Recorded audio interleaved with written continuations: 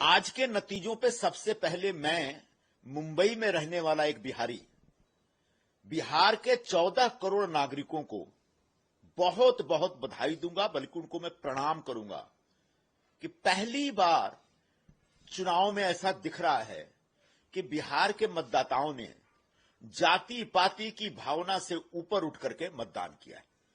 बिहार सदियों से जाति पाति के जाल में जकड़ा हुआ है। वहां जब भी वोटिंग होती है तो जातिगत स्तर पर वोटिंग होती है। यादव का उम्मीदवार है तो यादव देंगे, ठाकुर का उम्मीदवार है ठाकुर देंगे, ब्राह्मण तो ब्राह्मण, दलित है तो दलित। पहली बार दिख रहा है, कम से कम महिलाओं में तो जबरदस्त दिखा। 1.5 करोड़ महिलाओं को जीविका दीदी का एक उपहार दिया गया था और वो जीविका दीदी की वजह से तमाम महिलाओं ने जाति पाति की भावना से ऊपर उठ करके दिया। यह एक क्रांतिकारी चुनाव है और यह नतीजा भी क्रांतिकारी है। दूसरा बड़ा मुद्दा यह है कि 20 वर्षों से नीतीश कुमार जी वहां मुख्यमंत्री हैं।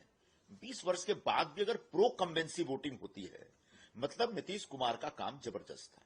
उन्होंने चुनाव प्रचार के दरमियान जिस तरीके से जाके लोगों के समक्ष कहा कि मैंने अपने लिए कुछ नहीं किया 20 वर्षों में, मुझे लगता है वो एक बहुत ही एक करंट की तरह लोगों के बीच गया।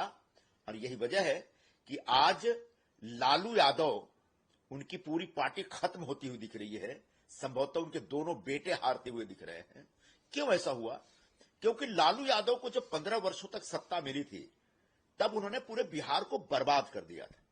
जंगल राज तो बहुत एक ठीक है, कानून और व्यवस्था को बर्बाद कर दिया था, ये तो सबको पता है। लेकिन जिस तरीके से पूरे बिहार को जाति जाति में बांट दिया था और जिस तरीके से जातियों के आधार पर वो नफरत फैला रहे थे, जिस तरीके से सवर्ण बनाम पिछड़ा वर्ग कर दिया था उनने, और अपहरण की घटनाएं धुआंधार हो रही थी, वो अपने आप में एक उद्योग बन गया था।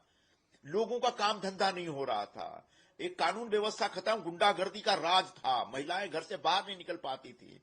ऐसे में आज वो जनरेशन, वो नौजवान जिसके ऊपर लालू यादव का बेटा बहुत डिपेंड कर रहे थे कि वो युवा वर्ग हमको वोट देगा, वो नौजवान जिसने लालू यादव की सत्ता नहीं देखी थी, उसको भी, उसके अंदर भी डर पैदा था कि अगर लालू यादव नहीं, उनका बेटा